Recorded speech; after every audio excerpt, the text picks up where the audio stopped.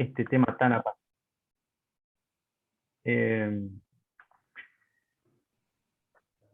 Creo que muchos conceptos ya todos los van a tener, pero la idea es reforzar algunos y quizás aprender algunos nuevos.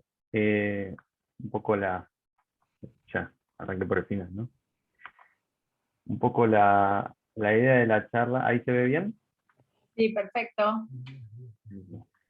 La idea de la charla es hablar un poquito del tratamiento de las dislipemias, ajustado al riesgo cardiovascular, que es un poco la tendencia en todos los factores de riesgo. Bien. Como primera cosa, el objetivo del tratamiento de los factores de riesgo cardiovascular, ya sea el colesterol, la hipertensión, la obesidad u otros, siempre va a ser el mismo, que es prevenir y tratar la aterosclerosis. ¿Sí? Es como proceso complejo, crónico, en sus dos formas, la crónica y la aguda. Entonces siempre tenemos que entender el tratamiento de un factor de riesgo individual dentro de un marco global de otros factores de riesgo juntos y dentro de un individuo, ¿no? La dislipemia ya desde hace muchos años se asoció de forma muy significativa con el aumento del riesgo cardiovascular. El estudio de Interheart en 2004, un estudio caso control muy famoso, con 30.000 pacientes, que mostró que una relación de colesterol desfavorable, más que nada medido con la relación ApoB-ApoA, o sea, colesterol aterogénico sobre HDL básicamente, aumentaba 4 veces el riesgo tanto en hombres como mujeres. ¿Sí? Ese riesgo a su vez tenía un aumento lineal en relación al aumento o el empeoramiento de esa relación de colesterol. Y como decíamos en la diapositiva anterior, cuanto mayor cantidad de factores de riesgo descontrolados, mayor era el riesgo cardiovascular. ¿Qué pasa puntualmente con la dislipemia? Que por ahí no se ven otros factores de riesgo. Que en la medida que los distintos estudios de prevención primaria y secundaria que buscaron reducir el colesterol a través de distintas estrategias, fueron bajando cada vez más ese objetivo terapéutico, vieron que los eventos cardiovasculares seguían reduciéndose. Entonces mostraron una relación lineal puntualmente con el LDL y los eventos cardiovasculares sin observar un piso terapéutico, como para así decirlo. Entonces, lo que se vio fue que a mayor reducción de colesterol, menor incidencia de eventos, los beneficios se dan en todos los niveles de prevención, o sea, la reducción de riesgo relativo siempre es alrededor de un 20-25%, con la reducción de 1 milimol de LDL. Lo que cambia obviamente es el riesgo absoluto de las poblaciones. Y el LDL sigue siendo objetivo terapéutico central en toda esta terapéutica. Entonces, ¿cuándo y a quiénes vamos a tratar en relación al colesterol? Bueno, la respuesta se las doy ahora y es a todos y siempre. Y ahora vamos a ver un poco cómo ajustamos ese tratamiento o de qué hablamos cuando hablamos de tratamiento. Primero, el paradigma de riesgo cardiovascular, simplemente para charlarlo un poco esto, no es ni una teoría ni nada, pero nosotros hablamos mucho siempre en términos de prevención primaria y prevención secundaria, dividiendo un poco las aguas, digamos, rápidamente en el tipo de paciente que tenemos enfrente, pero es una disquisición bastante gruesa, ¿no?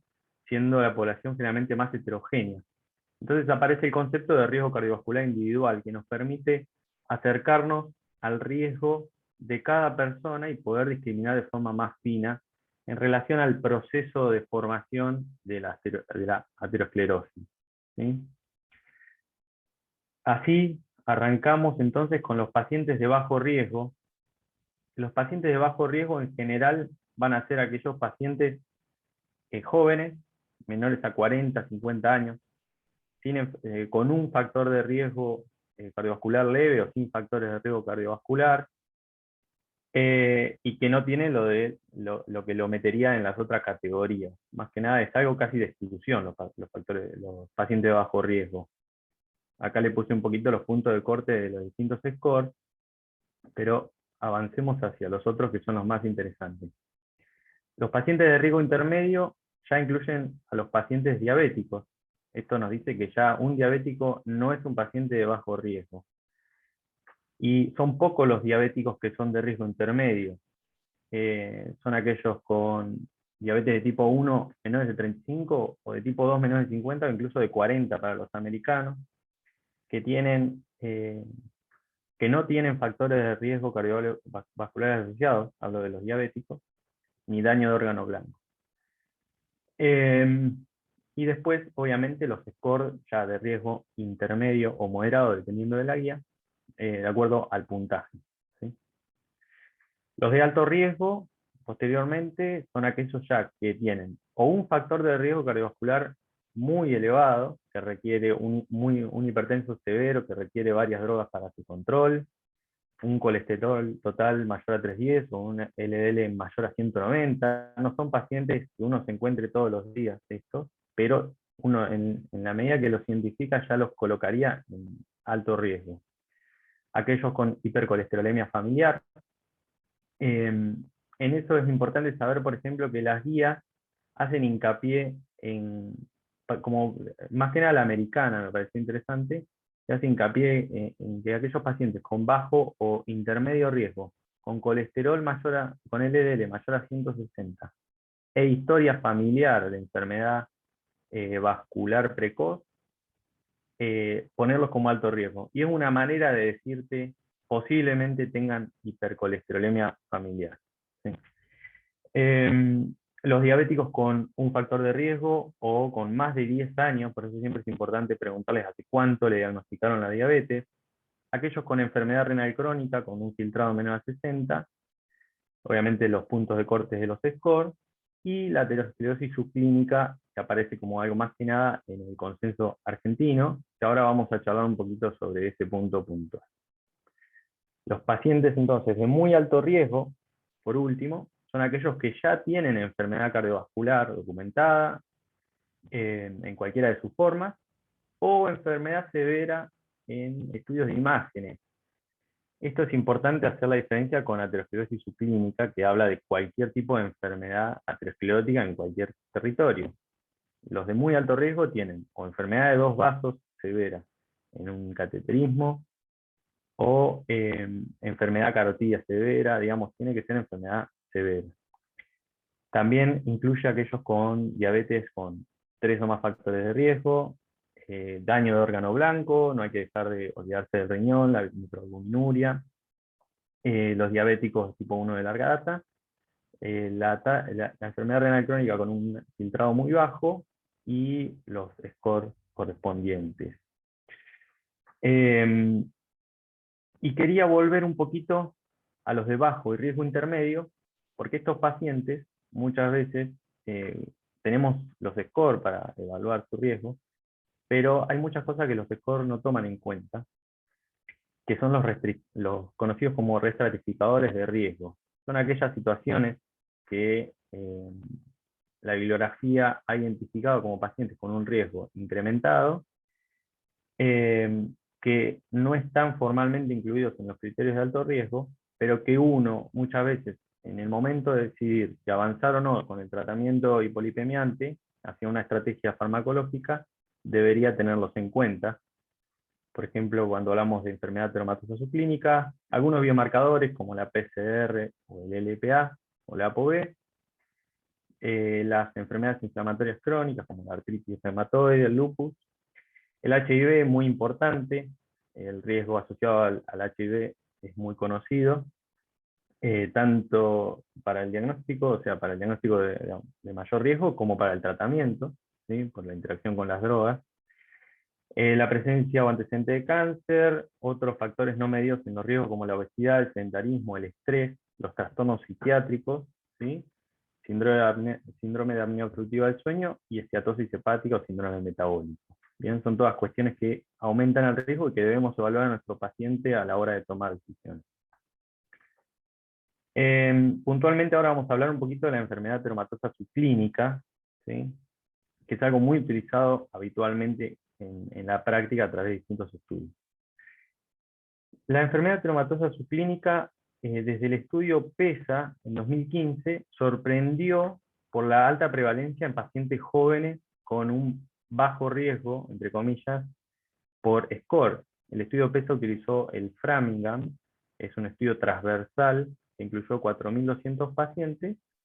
Como ven, el 80% de bajo riesgo cardiovascular, de acuerdo con Framingham, y que se descubrió hasta un 64% de prevalencia de enfermedad con distintos grados de severidad, mucho más prevalente en hombres, probablemente por la edad, eran pacientes de 45 años en promedio, pero fíjense la distribución de la enfermedad en todos los lechos, que era mucho más prevalente a nivel iliofemoral, seguido por la carótida, y la enfermedad coronaria, fíjense, medida por score de calcio, un 25 versus un 5% de prevalencia en hombres versus en las mujeres, ¿sí? Cuando en el mismo estudio vieron la distribución de la enfermedad de acuerdo a los scores de riesgo, bueno, de acuerdo al Framingham que está a la izquierda, y a la derecha está el americano arriba y el europeo abajo, uno se sorprende al ver que más de la mitad de los pacientes que tenían enfermedad termatosa subclínica tenían score bajo a 10 años por Framingham, lo mismo con el americano y lo mismo con el europeo, ¿sí? Hasta incluso un 10% de los pacientes con el Framingham en bajo riesgo tenían enfermedad entre 4 y 6 sitios. Tengan en cuenta que tomaba las dos femorales, las dos carótidas, cada una de forma individual, la aorta y el lecho coronario. Entonces ven que es una enfermedad altamente prevalente y la sensibilidad de los scores no alcanza para encontrarla.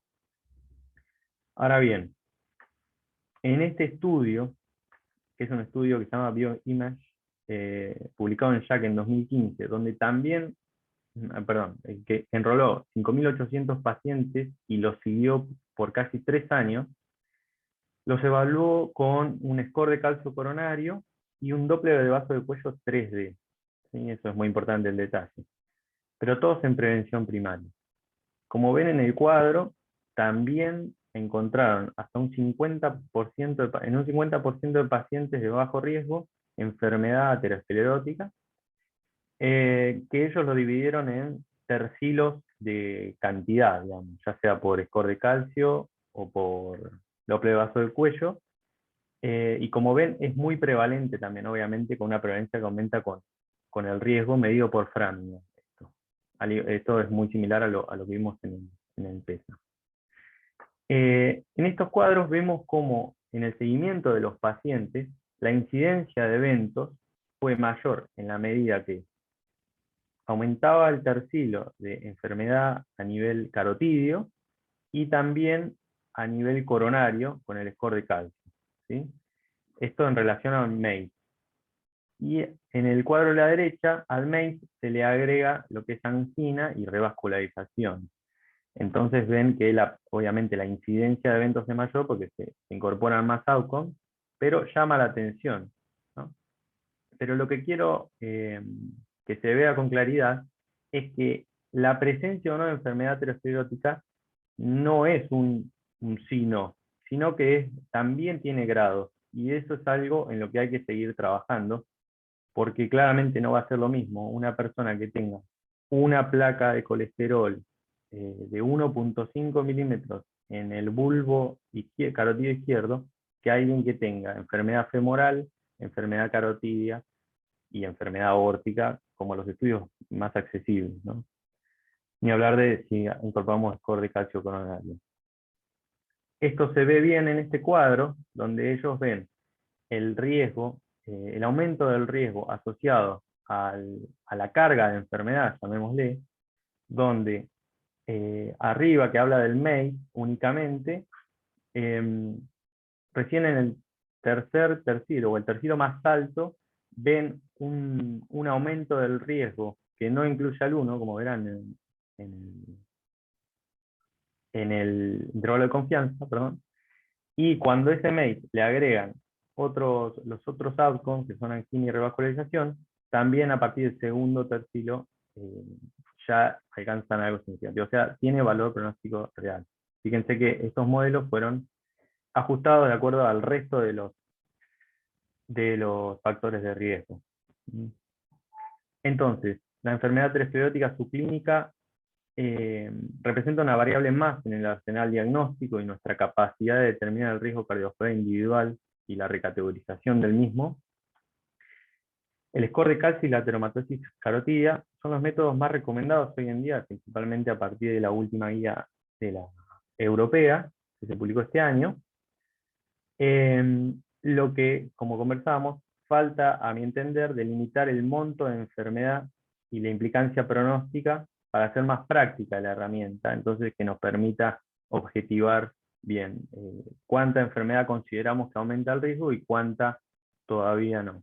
Especialmente a partir del Doppler carotidio, que es algo muy usado habitualmente. Lo que pasa es que lo que se ha visto con los estudios es que hay mucha heterogeneidad al momento de decir cuándo es enfermedad, cuándo no es enfermedad, a partir de cómo lo miden.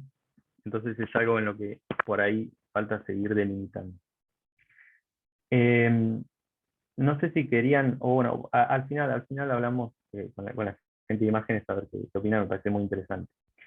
Acá les quería mostrar el cambio en el nivel de recomendación que hubo desde las guías de dislipemia en 2019 europeas y a las publicadas este año de prevención primaria.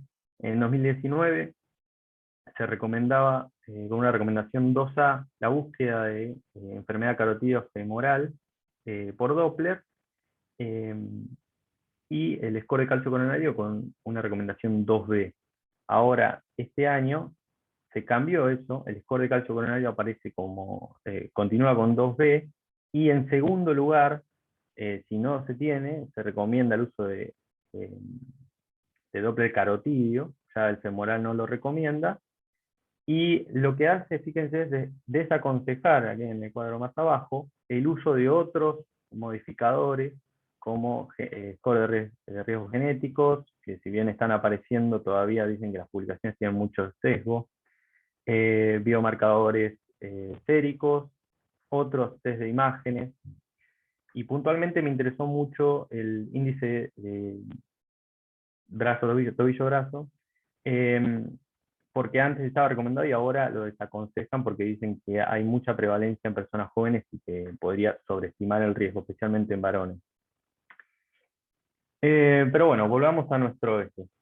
Una vez que ahora tenemos a nuestro paciente ubicado más o menos en su, no sé si más o menos a esta altura debe estar bien ubicado en el riesgo cardiovascular individual, vamos a pensar en términos de meta de colesterol. Y como dijimos hoy, el LDL es el objetivo terapéutico principal. Los objetivos más sólidos tienen que ver con, para aquellos pacientes en riesgo intermedio, que debería ser menor a 100, aquellos de alto, que es entre 70 y 55, y aquellos de muy alto riesgo, que es menor a 55 y una búsqueda del descenso del 50%. Aquellos pacientes con bajo riesgo, el europeo es el único que encontré que ponga un objetivo puntual de 116 de LDL, mientras que los consensos argentinos y el americano hablan más de una, primero, descartar que el riesgo sea mayor a través de otros métodos, y de individualizar el tratamiento, hablarlo con el paciente y priorizar los cambios de estilo de vida. ¿Sí?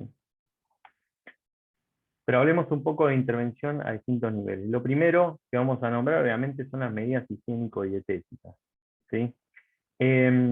Puntualmente no tienen tanto poder para modificar los niveles de LDL y de colesterol, pero su importancia radica justamente en que son, a diferencia del resto del tratamiento farmacológico, son aquellos que van a mejorar la calidad de vida del paciente a través de comer más sano, prevenir el sedentarismo, mejorar el peso y prevenir el estrés. Creo que de más está explicar por qué y los beneficios que tiene esto en relación al resto de los factores de riesgo, ¿sí?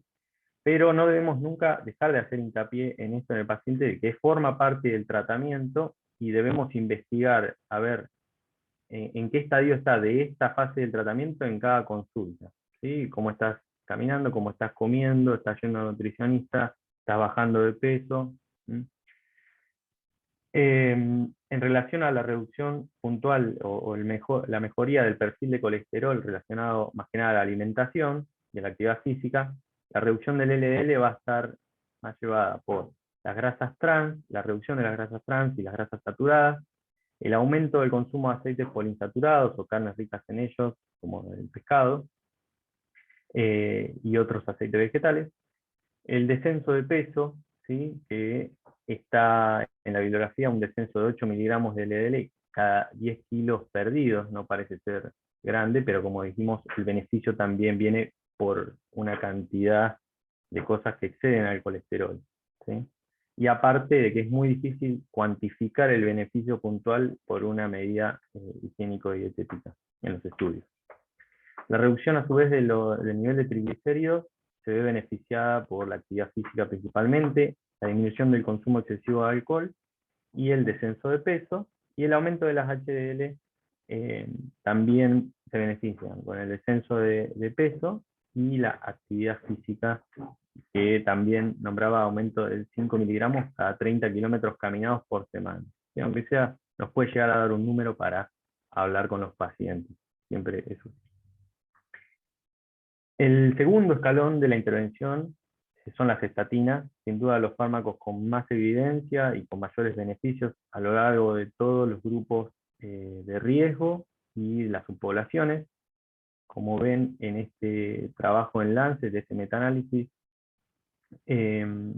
muestran un claro beneficio con la reducción con estatinas de 1 milimol de LDL en todas las subpoblaciones, ¿sí? Ahora vamos a ver en algunas no, pero por eso es que son el segundo estadio, tanto por su efecto concreto sobre las LDL, una reducción más que nada de la rosuvastatina de los triglicéridos y sus efectos pleotrópicos.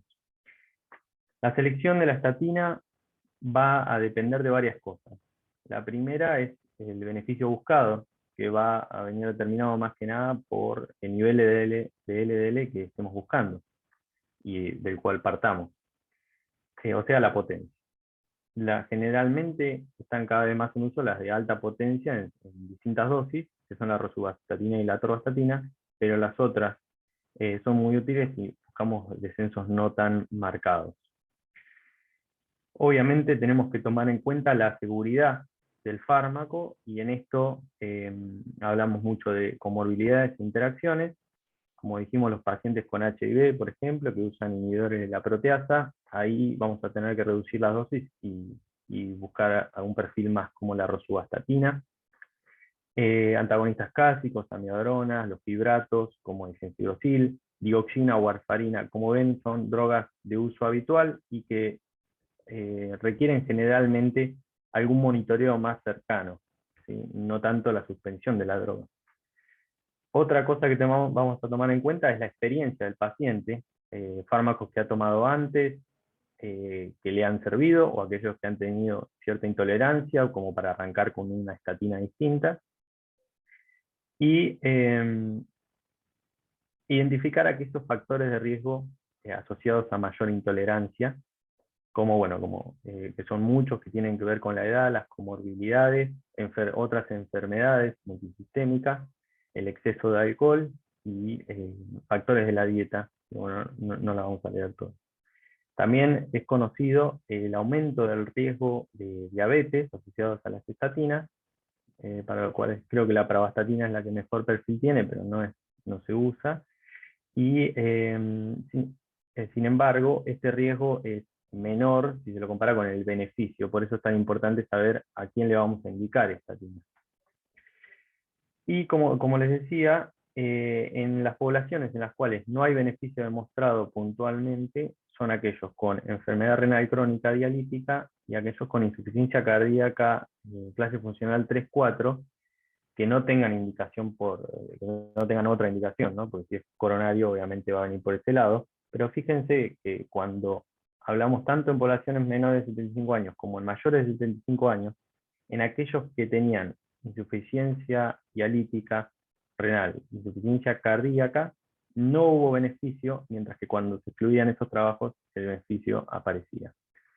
Esto también es para hablar un poco de los mayores de 75 años, que también es otra población que en general uno tiende a darle bajas dosis o a no tratar, pero es una población con un riesgo cardiovascular aumentado, tanto por scores obviamente, como un riesgo absoluto real, y que la estatina tendría un beneficio, lo que sí, obviamente, tomando en cuenta lo que dijimos antes, hay que siempre evaluarlo en relación a las comorbilidades del paciente y a los fármacos que está tomando, por ahí iniciar en vez de con dosis más agresiva, iniciar con dosis media, y aumentarla hasta buscar el objetivo, siempre viendo que la tolerancia sea buena, ¿sí? El tercer paso es el ezetimibe, ¿sí? El ezetimibe reduce un 15 o 22% el colesterol LDL, aumenta el HDL en muy bajo porcentaje y disminuye un poco el triglicérido. El ezetimibe apareció y se consolidó en la escena a partir de 2015 con el estudio IMPROVE. Lo importante a tener en cuenta es que el ezetimibe es un fármaco muy bien tolerado, acompaña muy bien el tratamiento con las estatinas, pero tiene su indicación precisa, que son aquellos pacientes, bueno, inicialmente del IMPROVE, pero son aquellos que no toleran dosis altas, o que no se les puede subir, o que directamente no toleran estatina, y tomando en cuenta que la población del IMPROVE eran pacientes de muy alto riesgo, porque habían tenido un evento coronario los 10 días antes, siempre con esto el mensaje es que las estatinas son nuestra primera arma después de los hábitos higiénico-dietéticos, y que hay que priorizarlas y subirle la dosis hasta lo que toleren. Después viene el ezetimibe, ¿sí? También tomar en cuenta que los niveles alcanzados de LDL con el ezetimibe, que fue con simvastatina el trabajo, fue de 53 miligramos por decilitro, o sea, niveles bajos, realmente bajos, ¿sí? Pero bueno, demostró un beneficio y hoy en día tiene una recomendación tipo 1, nivel de evidencia B, para cuando no se toleren más niveles de estatina y no se alcance la meta de LDL deseada.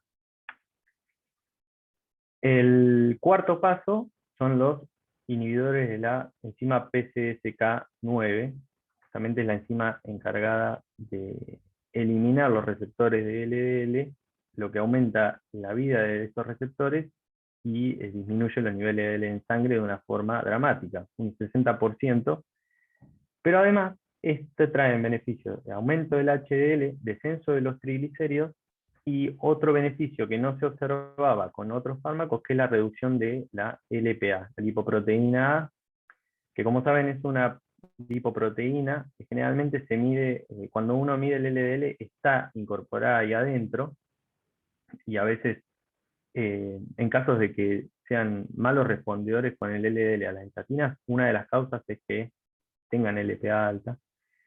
Y además es una molécula asociada a aumento del riesgo cardiovascular, muy determinada genéticamente, ¿sí? Que aunque está recomendado medirla una vez en la vida de las personas, especialmente en aquellas que se sospecha un componente familiar. Pero como les decía, pocos fármacos han demostrado disminuir la LPA, y estos son de los más exitosos en eso. Lo que han demostrado en los estudios randomizados es una reducción del 15% de riesgo cardiovascular, pero son pacientes de alto riesgo cardiovascular, principalmente en prevención secundaria, y los dos estudios pivotales fueron el FOURIER y el ODYSSEY, con evolocumab y alirocumab, en el primero con enfermedad coronaria crónica, y en el segundo luego de un síndrome coronario agudo, y que, como ven, alcanzaron niveles de LDL muy bajos, 30 en el caso de FOURIER y 48 en el caso del ODYSSEY. Mostraron una seguridad adecuada, con efectos adversos más que nada a nivel de la piel donde se fue aplicado, y la verdad es que hoy se posicionan como la indicación en pacientes de alto o muy alto riesgo, en los cuales no se alcancen las metas con estatina o ezetimibe, en máximas dosis, ¿sí? Por último, quería hablar un poco de la hipertrigliceridemia. La hipertrigliceridemia, lo primero que quería decir es que el tratamiento en general, puntualmente, es la estatina y el ezetimibe como primer línea de tratamiento, más allá de que esté aumentado de forma aislada, ¿sí? ¿Por qué? En este estudio de JAMA, lo que se hizo fue evaluar, analizar todos los estudios que medían el impacto cardiovascular del tratamiento farmacológico que no sean las estatinas. Entonces lo que vieron es que la reducción de los eventos cardiovasculares, ¿sí?, que está acá en la columna del FI, se vio muy relacionada, o linealmente relacionada, con la reducción del LDL, porque todos los fármacos en alguna medida bajan los fibratos, que son los fármacos más famosos para reducir los triglicéridos, también mantuvieron esta conducta. Entonces, como venimos charlando en el principio de la charla, el LDL siempre es el objetivo terapéutico primario. Entonces, cuando hay hipertrigliceridemia, que en general viene de un perfil metabólico de dislipemia, de HDL bajo, hipertrigliceridemia y un LDL moderadamente elevado, o cuasi normal, entre comillas, ¿no? El primer paso terapéutico es mejorar el LDL y buscar la mejoría en el triglicérido a partir de eso. Porque además, no se olviden que el primer paso va a ser el tratamiento no farmacológico, que también va a tener efectos sobre los triglicéridos, que va a ser siempre nuestro objetivo también.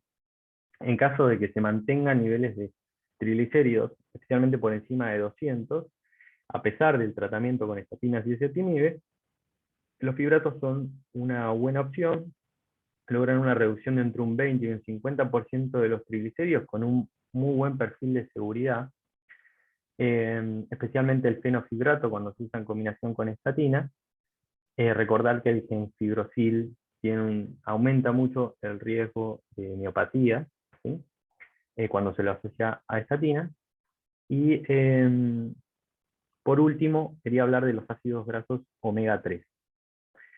En el caso de los ácidos grasos poliinsaturados, que son el EPA y el DHA, este estudio, publicado en 2019, el REDUCE-IT, mostró una reducción de eventos cardiovasculares, MACE, masa sanguínea inestable y revascularización, en pacientes de alto riesgo cardiovascular. Más del 70% estaban en prevención secundaria, ya habían tenido un evento, y lo que tenían era un colesterol LDL menor a 100, pero los triglicéridos mayores a 135.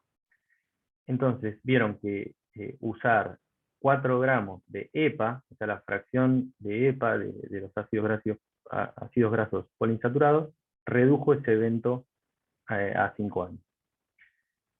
Así entró en las guías, con una recomendación 2B con nivel de evidencia B por este estudio, pero este año apareció en uno de los congresos, no me acuerdo cuál, el estudio STRENGTH, publicado en JAMA este año, que lo que hizo fue también randomizar a los pacientes versus placebo con una combinación de omega 3 que tiene EPA y DHA, pacientes con un perfil de riesgo alto, pero quizás no tan alto que los del REDUCE-IT, eran 50% con eventos cardiovasculares previos, el resto eran diabéticos con factores de riesgo. O sea, estamos hablando de una población de riesgo, y lo siguió por 54 meses. Y como ven en el gráfico, no encontraron una diferencia significativa.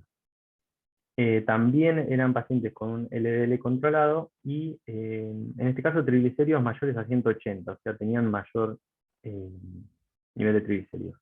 Hay muchas críticas o comparaciones en los estudios, creo que lo más importante es de la diferencia de riesgo de las poblaciones, pero bueno, quizás nos dice que hay que esperar un poco más de resultados para ver cuál es el valor real de este tratamiento.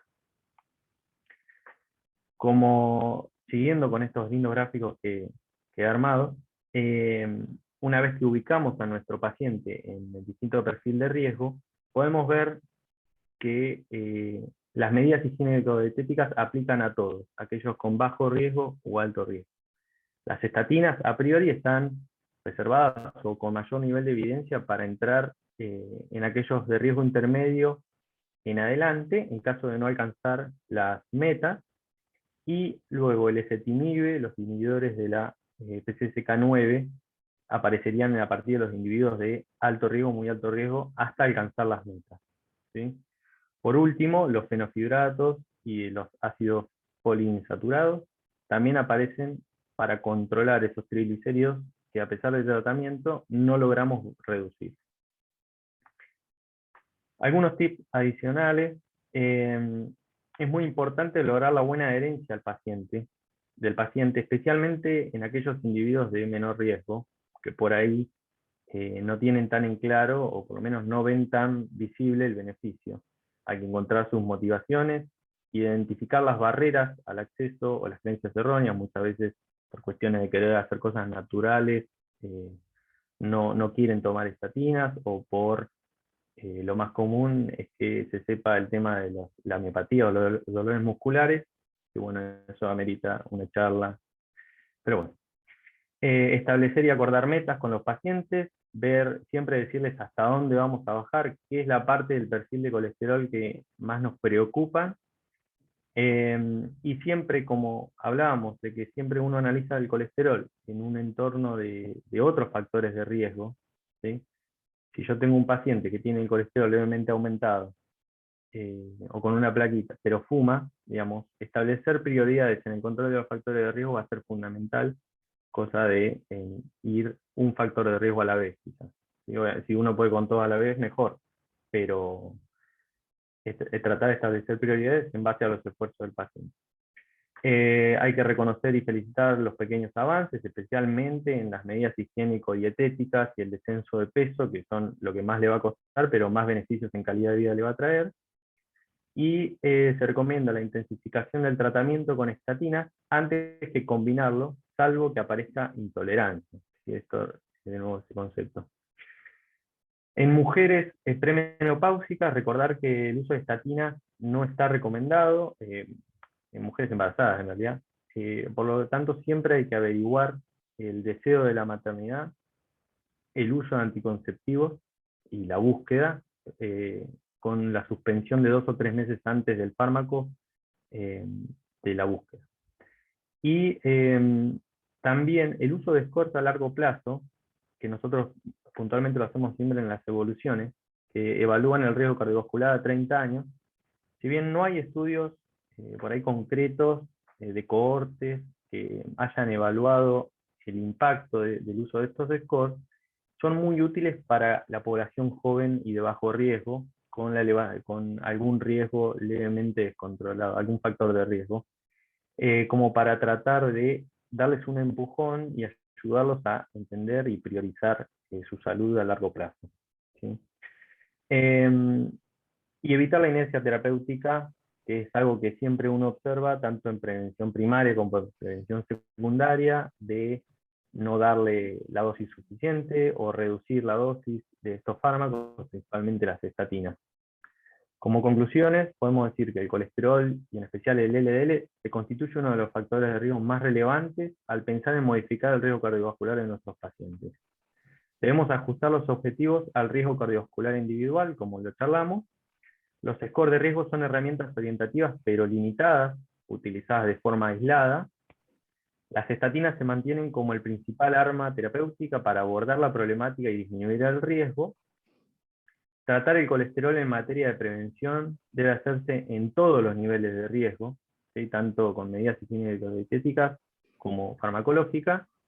La dosis más adecuada de medicamentos es aquella que lleva a nuestros pacientes a los niveles objetivos, ¿sí? No hay dosis altas. Muchas gracias. Buenísimo, Felipe. ¿Querés dejar de compartir? Sí, perdón. No, por favor.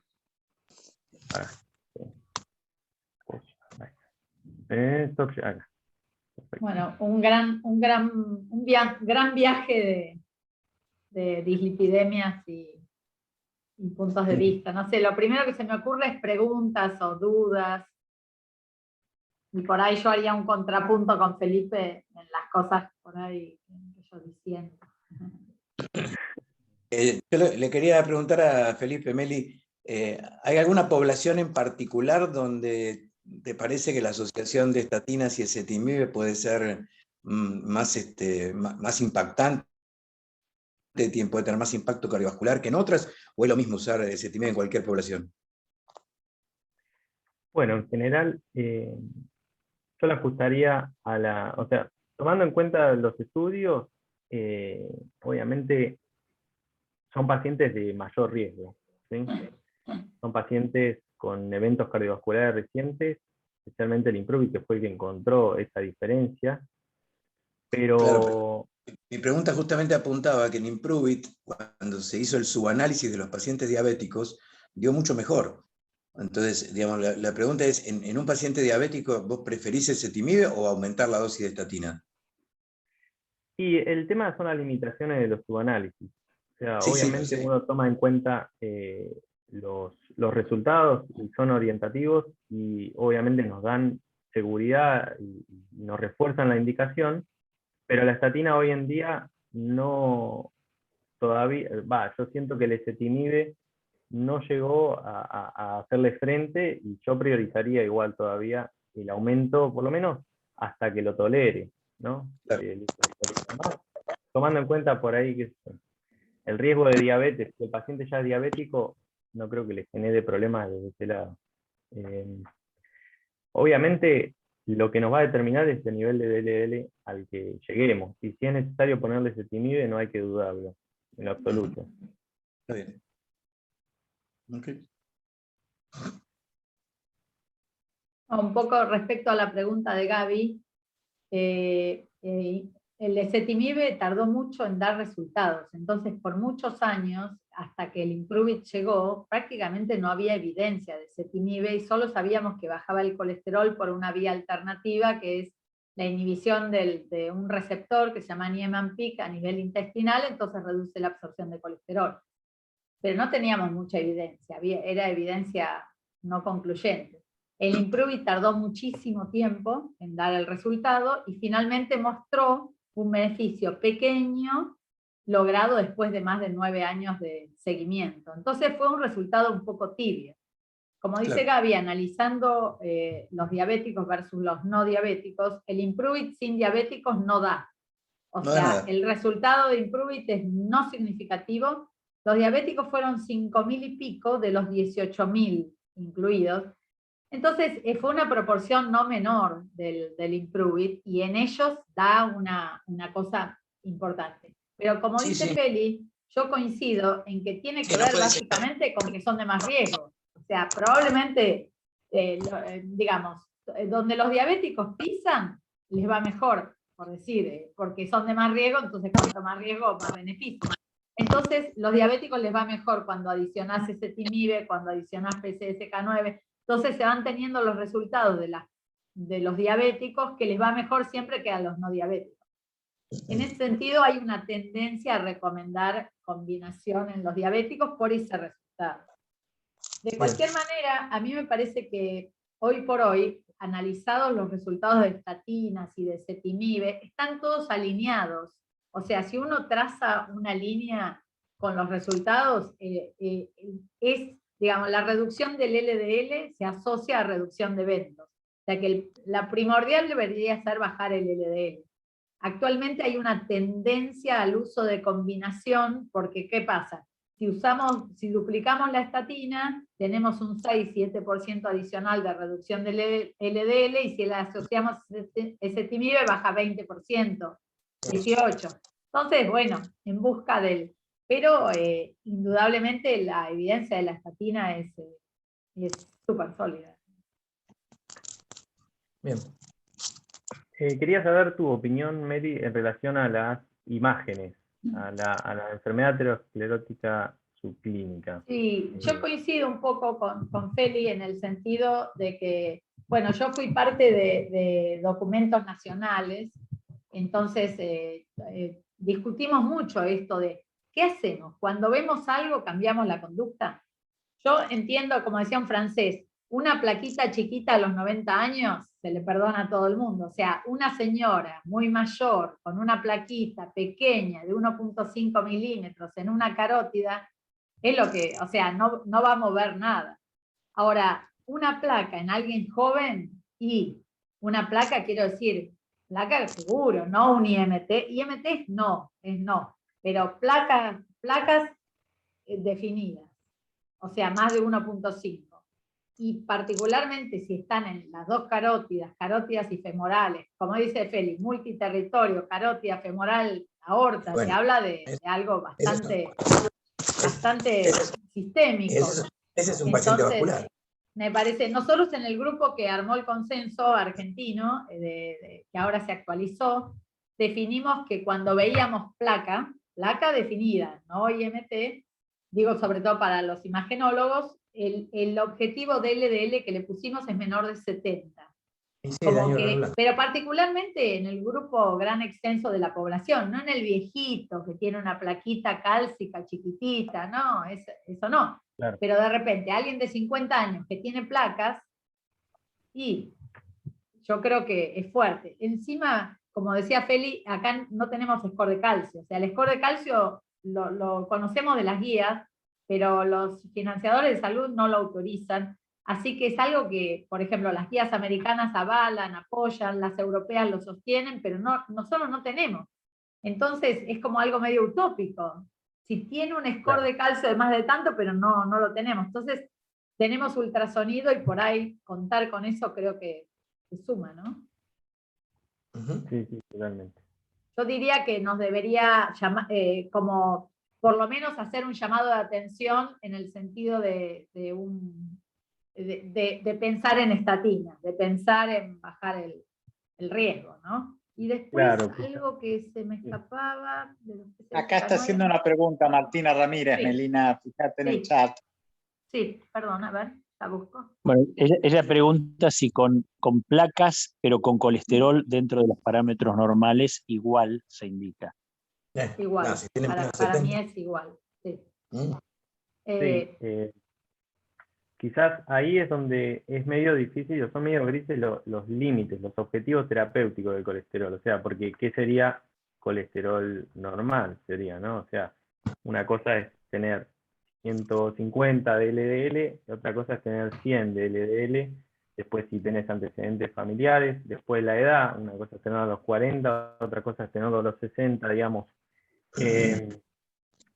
Quizás no está tan definido como a nosotros nos gustaría, pero quizás nos refuerza una conducta que ya estábamos pensando en tomar, digamos.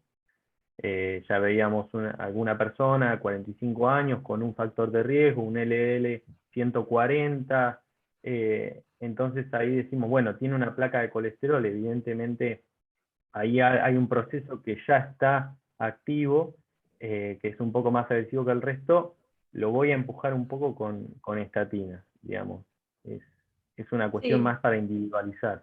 Mi posición respecto a placa y colesterol, o sea, las medicaciones para el colesterol, fundamentalmente las estatinas, no son más para el colesterol. Obviamente, si el paciente tiene más de 190 de LDL, bingo, valen para el riesgo y para el colesterol, pero son para bajar el riesgo. Entonces, cuando yo veo a alguien con placas, yo sé que estoy frente a un paciente de más riesgo. Entonces mi estatina o la combinación o lo que sea es en realidad para bajar el riesgo más allá del colesterol, como que ahí el fármaco se usa pensando mucho más allá de la cifra. Y en general el paciente te dice, no tengo colesterol. No, lo que usted tiene es placas y las placas marcan riesgo. Entonces esto que le vamos a dar baja el colesterol, pero baja su riesgo, porque por cada 22 miligramos por decilitro de LDL baja el riesgo en forma por cada 39 miligramos por decilitro de LDL baja 22% el riesgo. ¿Qué pasa?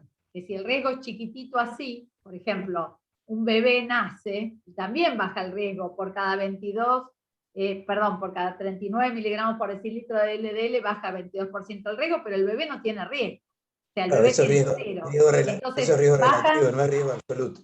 22 de 0. En cambio, alguien con placas es sin duda alguien de más riesgo, porque esa persona de 40 y pico, 50, 50 y pico, no debería tener placas. Si tiene placas, seguro que eso está distinguiendo alguna cosa de riesgo, y como tal, el riesgo que yo reduzco al bajar X%, es un porcentaje interesante del riesgo basal. O sea, depende del riesgo absoluto, como decía recién Gaby. Así que yo le explico algo así como, no es para su colesterol, es para su placa. Cuando entienden que es para la placa, tal vez es más fácil. Pero es para esto. Yo creo que es un problema de comunicación que tenemos los médicos. Nadie mide agregación plaquetaria ni le dice a los pacientes que va a mejorar la agregación plaquetaria cuando le da aspirina. Le dice que va a reducir el infarto. Y ese es el mensaje, digamos, cuando vos estás indicando estatinas, es cierto que estás bajando el colesterol, que lo medís porque lo necesitas medir para tener objetivos, pero le tenés que decir al paciente que lo que estás haciendo es disminuyendo la tasa de ACV y de infarto, porque de esa manera lo va a tomar. Es la misma razón por la que toman los fármacos antihipertensivos, no para bajar la presión, para no tener ACV. Claro. No, y lo que decía Felipe antes, puntualizar esto de la glucemia y la diabetes, es prácticamente el único efecto colateral real de la estatina. Sí. O sea, eso es real. Lo demás es todo un ruido, pero si nosotros le bajáramos a toda la población el riesgo de ese modo, solo correríamos con un exceso de glucemias y diabetes que es menor que lo que se reduce, digamos. El aporte de riesgo incremental del extra de diabetes es superado totalmente por la reducción de riesgo de eventos cardiovasculares. Sí, en promedio es 24%. ¿La dosis de estatina se vincula con el riesgo de diabetes? Sí. Sí. Sí. Las estatinas de dosis moderadas o bajas tienen menor riesgo de diabetes. Los regímenes intensivos triplican la chance de es todo chiquitito, ¿no? De 0,5 a 1,5, pero sí, está asociado. O sea que de repente cuando uno está jugando con las combinaciones, también a mí me ha pasado un paciente con glucemias muy limítrofes que no las tenía, empieza a 120 y pico, para las diabetólogas que están igual acompañándonos, de repente la combinación te lo saca un poquito de la estatina de alta. Eso es verdad. Ahora hace poco tuve un paciente con PCSK9 inhibidores, que teníamos dosis plena de full de estatinas, ezetimibe, estaba lejos, fuera de meta, un paciente coronario con repetición de eventos, que tenía 90 y pico de LDL, isquemia, etcétera. Entonces le indicamos PCSK9, derrumbó el LDL, pero en el tiempo fue haciendo glucemias altas, y lo que hicimos es bajarle la estatina, porque igual ya estaba en PCSK9, así que está con LDLs de 30, por ejemplo, con estatina a la mitad, 20 de Rosuva en vez de 40 de Rosuva que estaba. Y la glucemia mejoró, increíble, ¿no? Porque uno lo lee, pero después lo ves en la práctica. Sí, bueno, justamente uno de los beneficios, aparte de la intolerancia a las estatinas de los inhibidores, es justamente el efecto neutro a nivel metabólico, que uno también lo debería evaluar. No creo que con el precio que tengan a uno le vaya a cambiar la indicación si no es intolerante, pero también, como vos decís, es un buen ejemplo para decir que te permitiría bajarle el riesgo en caso de ya poder haberle instaurado el tratamiento. Sí, la verdad que acá en Argentina nos vamos a tener que ir acostumbrando a cada vez tener menos cosas. Sí. Hoy al PCSK9 a un paciente es... Sí, es un BMW. Lo mismo que con el score de calcio, ¿no? Y van a aparecer más innovaciones tecnológicas que vamos a ir viendo que... Y que pasan de largo. Va a ser difícil de utilizar, ¿no? Así que va a haber que... Sí, claro. No. Hay una cosa, un comentario final que me había notado, los omega, que son todavía, como decía Feli, Feli hizo un viaje enorme, porque revisaste todo, excelente. Los omega, como decía Feli, todavía son un interrogante. Pareciera que en Reduce It, que fue un estudio que pateó el tablero, decíamos, bueno, ya se van los omega y sale Reducit a mostrar que los omega reducen el riesgo un montón. Pareciera que el aceite que usaron en el grupo control se asoció a incremento de riesgo en algunos otros cohortes, y podría ser que entonces el incremento de riesgo en el grupo aceite mineral que usaron colaboró en obtener también algo de diferencia con el beneficio de los omega.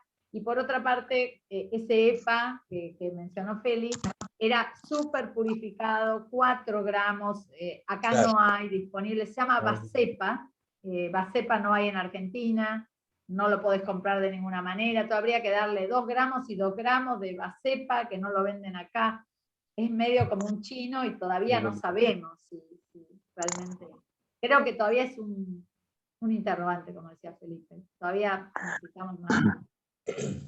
Quizás lo más Carga estemos en importante, estatinas y STIMIBE, y no en todavía. sí, quizás lo más importante ahí es el consejo médico, porque hay mucha gente que por ahí prefiere, porque son naturales, porque lo escuchó, sí. porque lo recomendaron, ¿no? Sí. Ujú. Sí.